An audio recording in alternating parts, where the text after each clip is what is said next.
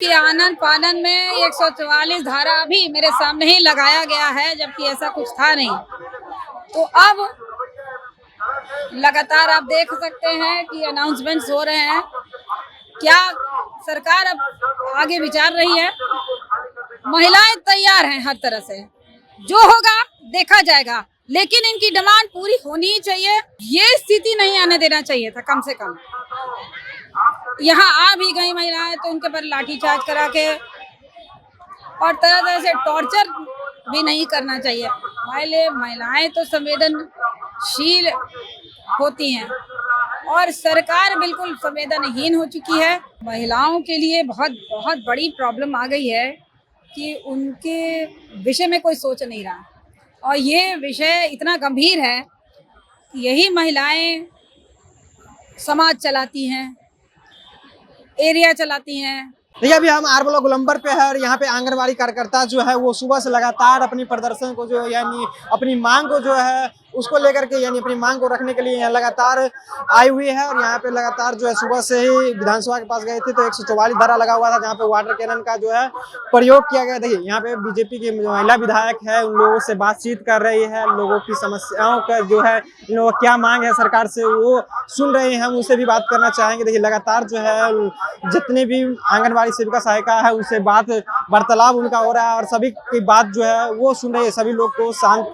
बैठने के लिए भी इशारा कर रहे हैं। हम बात करना चाहेंगे। बीजेपी के महिला विधायक रश्मि वर्मा हमारे साथ है, अब यहाँ पे आए हुए हैं, लोगों से मिल रहे हैं, क्या सब समस्या है? देखिए आंगनबाड़ी महिलाओं के लिए बहुत बहुत बड़ी प्रॉब्लम आ गई है कि उनके विषय में कोई सोच नहीं रहा, और ये विषय इतना गंभीर है कि यही महिलाएं समाज चलाती हैं, एरिया चलाती हैं, छोटा से बड़ा विषयों को उठाती हैं और कैसे एक समाज को बनाया जाए, सुधारा जाए, बच्चों से लेकर वो एक बड़ा गंभीरता से वो लोग बहुत मन से वो अपना काम कर रही थी। तो उनके विषय में भी सोचने के लिए सरकार को जो उनकी डिमांड्स हो निश्चित रूप से सरकार को सोचना चाहिए, गंभीरता से लेना चाहिए, और ये स्थिति नहीं आने देना चाहिए था। कम से कम यहाँ आ भी गई महिलाएं तो उनके पर लाठीचार्ज करा के और तरह तरह से टॉर्चर भी नहीं करना चाहिए। महिलाएं तो संवेदनशील होती हैं और सरकार बिल्कुल संवेदनहीन हो चुकी है। सरकार का सिस्टम कोलैप्स कर चुका है और समय पे जवाब मिलेगा। इन लोगों को बताया कि यहाँ पे 144 धारा जो लगा दिया जा रहा है, यहाँ से साइड करने की कोशिश की जा रही है। देखिए आनन फानन में 144 धारा भी मेरे सामने ही लगाया गया है, जबकि ऐसा कुछ था नहीं। तो अब लगातार आप देख सकते हैं कि अनाउंसमेंट्स हो रहे हैं। क्या सरकार अब आगे विचार रही है?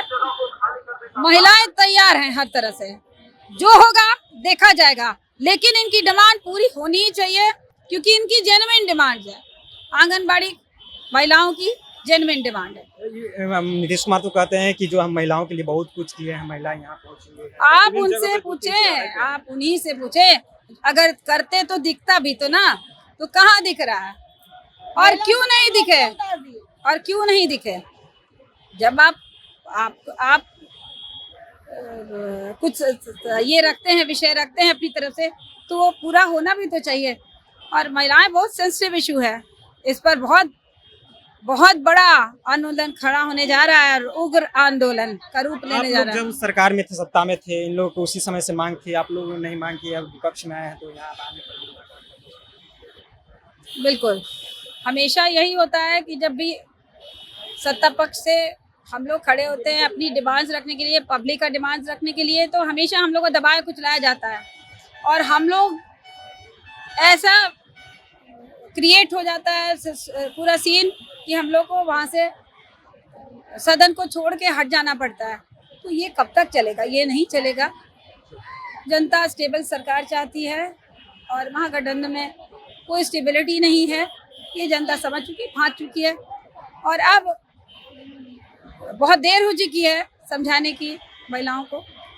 अब कुछ नहीं होगा, सरकार को जनता जवाब देने जा रही है। चलिए, तो सरकार को जो है वो जनता जवाब देगी। ये रश्मि वर्मा यानी बीजेपी की विधायक थी, इन्हें साफ तौर पे महिलाओं से आकर के मिली है। इन लोगों की जो बात है वो कर रहे हैं कि हम सदन में जो है रखेंगे। इनसे पूछे कि जो आप लोग सत्ता में थे तो उस समय भी आप लोग जो है उनकी बातों को उठाते थे। इन्होंने कहा कि जब हम सरकार में थे यानी सत्ता में थे, उन लोगों की आवाज़ जो हम लोग लगातार उठाते थे और यहाँ पे आकर के इन लोगों से मुलाकात की, बातचीत जो आप साफ तौर पे सुने। फिलहाल इसमें आगे क्या कहना है कमेंट बॉक्स जरूर बताइएगा। आप देख रहे थे जनता जंक्शन, मेरा नाम ऋषि है।